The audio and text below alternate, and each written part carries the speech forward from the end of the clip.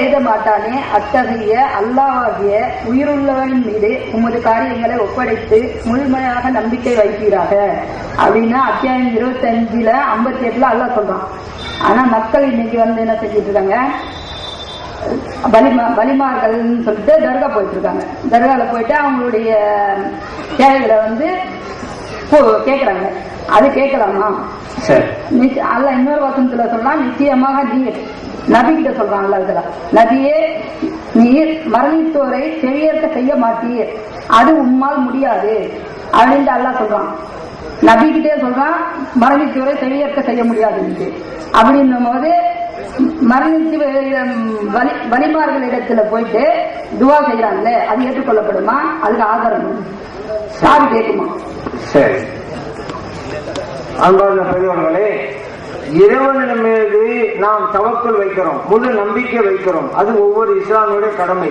ஏன்னா நம்முடைய ஈமான்ல 6வதாக நம்ம சொல்லுவோம், ஆமன்து பில்லாஹி மலாயிகத்திலே வல் கத்ரி கைரிஹி வ ஷர்ரிஹி மினல்லாஹி தஆலான்னு சொல்லுவோம். நடப்பது எதுவாக இருந்தாலும் அது நல்லதா இருக்கட்டும் கெட்டதா இருக்கட்டும் அல்லாஹ் தான் நடத்துகிறான் அப்படின்னு நம்ம நம்புறோம். அந்த நம்பிக்கை பிரகாரம் நம்ம செயல்கள் அமையணும். அதுதான் இறைவனும் ஒப்படைப்பது. ஒரு துன்பமான காலம் நடந்து வைங்களேன், கவலைப்படாதீங்க, அல்லாஹ் நடந்து போச்சு, நம்மகிட்ட என்ன இருக்குது அப்படி ஒப்படைங்க. சந்தோஷமான செய்தியா அதுக்காக வேண்டி துள்ளி குதிச்சுக்கிட்டு ஆட தேவையில்லை. அப்போ நம்ம அமைதியாக இருப்போம். அல்லாஹ் தந்தா மகிழ்ச்சியை அவனுக்கு நன்றி செலுத்துவோம். இப்படி எது நடந்தாலும் இறைவன் தான் செய்கிறான் என்ற நம்பிக்கையை பெற வேண்டும். அதுதான் தவக்குள்ங்கிறது, சரண் அடைவது அப்படிங்கிறது. அப்ப என்ன தேவை இருந்தாலும் என்னதானே கேட்கணும் அல்லாஹ் சொல்லி இருக்கிறானே அப்படின்னு ஒரு கேள்வியை வச்சுக்கிட்டு அதுக்கு அடுத்து அவங்க ஒண்ணு வைக்கிறாங்க. அப்படின்னு சொன்னா இன்னைக்கு சில பேர் தன் தேவைகளை வலிமானத்தை வைக்கிறாங்களே அப்படிங்கிறாங்க. இங்கதான் கேள்வி சில கட்டங்கள்ல விவகாரத்துக்குரியதான் மாறிடுது. எப்படி கேள்வி வைக்கணும் அப்படின்னு கேட்டா அவங்க முன்னால சொன்ன கருத்து பிரகாரம் எதுவா இருந்தாலும் இறைவனம் தானே முறையிட வேண்டும். நல்ல சப்ஜெக்ட். அப்படி இருக்கும் பொழுது இன்னைக்கு ஏன் காய்ச்சல் வந்துட்டா டாக்டர்கிட்ட போறாங்க அப்படி ஒண்ணு கேட்கணும். அதையும் கேட்கணும், ஏன் டாக்டர்கிட்ட போகணும்? ஒரு ஆள் பசிச்சுட்டா எனக்கு சோறு தாங்க அப்படி ஏன் அடுத்தவர்கிட்ட கேட்கணும்? அல்லாஹ் தானே ரிஸ்க் தர்றான். அதே போல ஒரு ஆள் ஏன் சம்பாதிக்க போகணும்? அல்லாஹ் தான் ரிஸ்க் தர்றான், ஏன் இவர் சம்பாதிக்க போகணும்? அப்ப அவர் சம்பாதிச்சாலும் என்ன அர்த்தம்? அல்லாஹ் ரிஸ்க் தருவாங்க நம்பிக்கை இல்லை அவருக்கு. சம்பாதிக்க போனாதான் காசு கிடைக்கும், அப்பதான் சோறு கிடைக்கும். அப்படினாலதான் அவர் சம்பாதிக்க போறாரு. அல்லாஹ் தான் நம்பிக்கை இல்லை, அதனாலதான் வீட்டு விட்டு போறாரு அப்படி நம்ம சொல்லுவோமா? சொல்ல மாட்டோமே. இப்ப எல்லாம் அல்லாஹ்வோட ஒப்படைப்பதாக இருந்தால் எதுவுமே செய்யக்கூடாதானே? நீங்க எல்லாத்தையும் விட்டுவிட்டு அல்லாஹ்ட்ட தான் நம்பிக்கை வைக்கணும். ஏன் வலிமாட்ட கேட்கறீங்க? அது மட்டும் தான் அல்லாஹ்க்கு அல்லாதா? இங்கதான் நம்ம கேட்கிறோம். அப்ப நம்முடைய அந்த சிந்தனை வந்து பரவலா ஆக்கணும். தௌஹீதுனா என்னன்னு புரிஞ்சுக்கும். தௌஹீதுனா என்ன தெரியுமில்ல, அல்லாஹ் தான் எல்லாம் செய்யறாங்கிறோம்ல. ஆனாலும் கூட அல்லாஹ் எதையுமே நேரடியா செய்ய மாட்டான். இப்ப வந்து எனக்கு உணவு தருபவன் இறைவன் தான். அல்லாஹ் அப்படியே வானத்திலே இந்த தட்டை இறக்கி வச்சு சாப்பிடுங்கன்னு யாரும் சொல்ல மாட்டான். அல்லாஹ் சம்பாதிக்கணும், காசு வாங்கினேன், மார்க்கெட்டு போனேன், அரிசியை வாங்கினேன், பானையில போனேன், அடுப்பு ஏற்றணும், சமைக்கணும், அப்புறம் சாப்பிடணும். அல்லாஹ் தான் தந்தான். இவ்வளவு வேலையை நான் செய்யணும். அல்லாஹ் இருக்கிறான் நேரடியா தந்துருவான் இல்ல. அதே போல எனக்கு வந்து காய்ச்சல் வந்துருச்சு, எனக்கு சிபா தர்றது யாரு? அல்லாஹ் தான், சந்தேகமே இல்லை. இப்ப நான் சிபா வந்தவன் ஒரு ஆள் நினைப்போம், அவருக்கு வந்து காய்ச்சல் ஏற்பட்டு போச்சு, அல்ல வயிற்று போக்கு வந்துருச்சு, வீட்டுல இருக்கிறாரு வச்சுக்கிறேங்க. அவருக்கு போய் நம்ம போய் சொல்றேன், என்னங்க காய்ச்சலா கிடைக்குங்க, டாக்டரை போய் பாருங்கிறேன். அவரு கேட்கிறாரு என்னங்க, என்னங்க சிபா தர்றது யாரு? டாக்டர் அல்லாஹ் வாங்குறாரு. அல்லாஹ் தான் இல்லைன்னு சந்தேகம் இருக்குது. அல்லாஹ் என்ன என் பக்கத்துல இருக்கிறான், என் கூட இருக்கிறேன்னு அல்லாஹ் குர்ஆன்ல சொல்லிவிட்டான். அப்ப என் கூட இருக்கிற இறைவன் சிபா தரனா, நான் ஏன் 1 கிலோமீட்டருக்கு அங்கிட்டு இருக்கிற டாக்டர் நான் போகணும் அப்படிங்கிறாரு அவரு.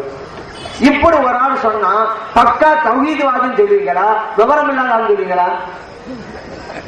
பரவாயில்ல, அல்லாஹ் மேல என்ன நம்பிக்கை வச்சிருக்கிறாரு? டாக்டரே போக மாட்டாராம், மருந்து சாப்பிட மாட்டாராம், அல்லாஹ் தானே சிபா தர்றான், அவன் எனக்கு தருவான். அந்த இறைவன் தான் என்கிட்ட சொல்லிட்டானே, நான் உங்க கூட இருக்கிறேன், மணக்கும் அந்த இறைவன் தானே சொல்லிட்டான், உயிர் நாட்டு நரண்டோட நான் பக்கத்துல இருக்கிறேன்.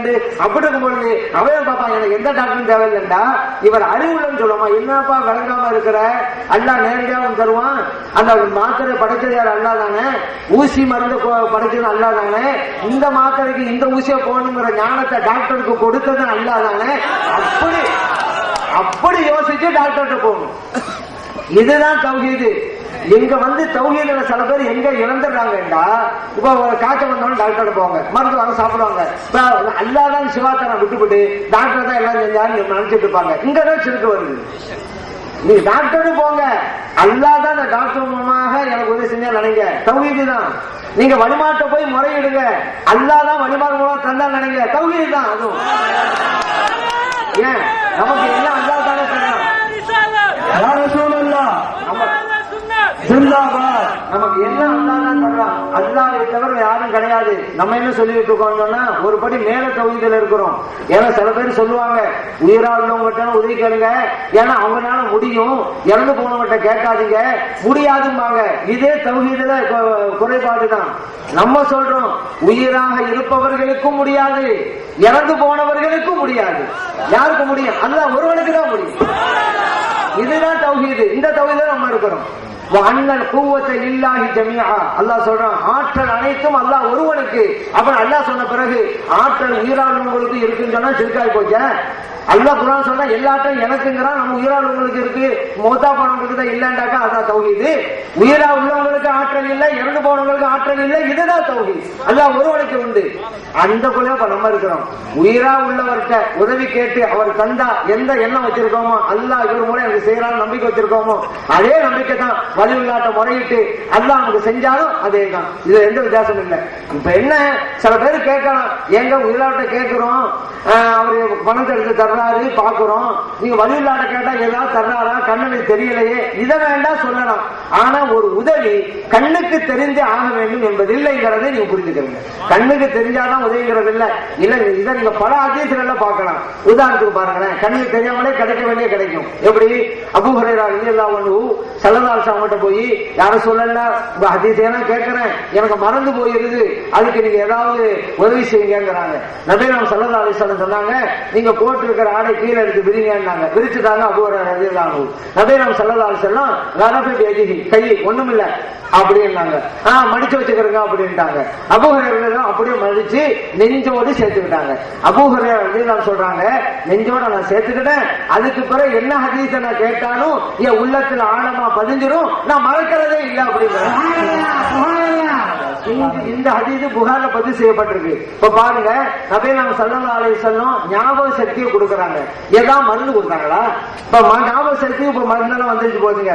பிள்ளைகளுக்கெல்லாம் இந்த வாங்கி கொடுங்க, நல்ல ஞாபக சக்தி மெமரி பவர் இருந்தாலும் மருந்து வந்து போச்சு. இப்ப ஸல்லல்லாஹு அலைஹி வஸல்லம் கொடுக்கறாங்க. ஏதாவது கண்ணுக்கு தெரிஞ்சா இப்படிதானே செஞ்சாங்க, ஒண்ணுமே இல்லையங்க. சரி, அந்த அந்த ஆடைய மடிச்சு வச்சாங்கல்ல, அந்த ஆடையில ஏதாவது இருந்துச்சா? ஒண்ணு கிடையாதுங்க. ஒரு கண்ணுக்கு தெரியணுங்கிற அவசியம் கிடையாது. இன்னைக்கு பாருங்க, மருத்துவம் சொல்றாங்க, காந்த சக்தி அதுல சில மருத்துவங்கள் இருக்குது, யோகாசன சக்தி அதுல மருத்துவம் இருக்கு. அதனால மருந்தா கண்ணுக்கா தெரியுது? சில விஷயங்களை வச்சுதான் நடந்துகிட்டு போகுது. அதனால ஒண்ணு கண்ணுல பார்த்தாலாங்கிறது இல்ல. இன்னொன்னுங்க, இப்ப டாக்டர்கிட்ட போறோம், மருந்து தர்றாரு, கண்ணுக்கு தெரியுது. வலி உள்ளாட்ட போட்டாக்கா அவர் மருந்தா தர்றான்னு கேட்கலாம். டாக்டர் நமக்கு தவா தந்தாரு, வழிமார்கள் நமக்கு துவா தந்துருக்கிறாங்க. இப்ப வழிமாட்ட போய் நம்ம முறையிட்டாக்கா வழிமார்கள் அல்லாட்ட சொல்றாங்க, யா அல்லா இந்த அடியாருக்கு இந்த தேவையா, நீ அவங்களுக்கு செஞ்சு கொடு அப்படின்னு துவா செய்யறாங்க. உடனே நமக்கு கிடைக்குது. அப்படி அவங்க துவா செய்வாங்களா? செய்வாங்க. நபி நாயகம் ஸல்லல்லாஹு அலைஹி வஸல்லம் சொல்றாங்களே, இறந்து போன நல்லவர்கள் எல்லாம் அல்லாஹ்ட்ட துஆ செய்வாங்க.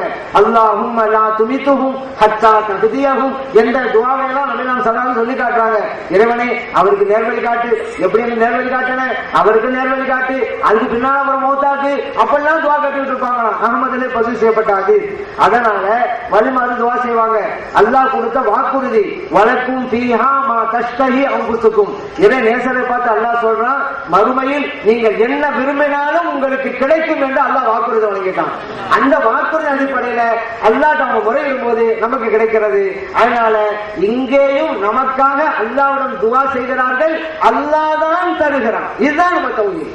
அதுல எந்த மாற்றமும் கிடையாது. நம்ம ஏற்கனவே சொல்லிட்டோமே, உயிராய் இருக்கிற மனிதர்களுக்கும் சக்தி இல்லை, இறந்து போனவர்களுக்கும் சக்தி இல்லை, சக்தி என்பது அல்லாஹ் ஒருவனுக்கு அப்படின்னு நம்புங்க. அடுத்து அல்லாஹ் உயிரா இருக்கவங்க மூலமா உதவி செய்வான், இறந்து போனவங்க மூலமாக அல்லாஹ் உதவி செய்ய மாட்டான் என்று சொன்னால் இறைவனுடைய சக்தியை இங்கே குறைவுபடுத்துகிறோம். அல்லாஹ்வுடைய சக்திக்கு ஒரு லிமிட் இருக்கு. உயிரா உள்ளவங்க மூலமா தான் அல்லாஹ் ஹெல்ப் பண்ணுவான், இறந்து போனவங்க மூலமா ஹெல்ப் பண்ண முடியாதுன்னா அல்லாஹ்வுடைய சக்தி இங்க குறைக்கிறோம். தௌஹீதுக்கு ஆபத்து வரும். அல்லாஹ் நினைத்தால் எதுவும் முடியும் என்ற நம்பிக்கையில அல்லாஹ் தான் செய்யறாங்கிற அந்த எண்ணத்துல யார்கிட்ட என்ன கோரிக்கை வைத்தாலும் அல்லாஹ் தான் செய்யற நம்பிக்கை தான். இதுதான் ஈமான், இதுதான் தௌஹீத். இதுலதான் நம்ம எல்லாரும் இருந்து கொண்டிருக்கிறோம் அப்படிங்கறத மறந்து கொள்வோம். சரி, அப்படி ஒரு கோரிக்கை வைக்கலாமா அப்படின்னு ஒரு ஆதாரம் இருக்குதான்னு கேட்கலாம். இதுவரைக்கும் ஒரு விளக்கம் கொடுத்தோம்.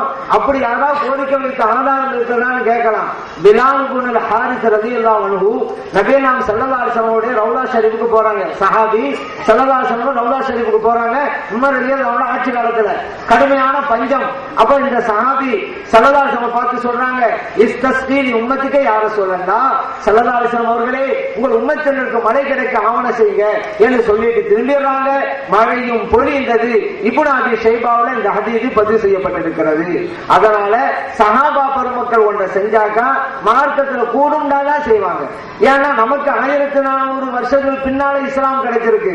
ஆனா ஸல்லல்லாஹு அலைஹி வஸல்லம் அவர்களுக்கு முன்னால மண்டிகிட்டு இஸ்லாமிய பாடத்தை பயின்றவர்கள் சஹாபா பெருமக்கள். மார்க்கத்துல தடுக்கப்பட்டால் அவங்க ஒரு காலம் செய்ய மாட்டாங்க, அவங்க செஞ்சிருக்கிறாங்க. மழையும் கிடைத்திருக்கிறது.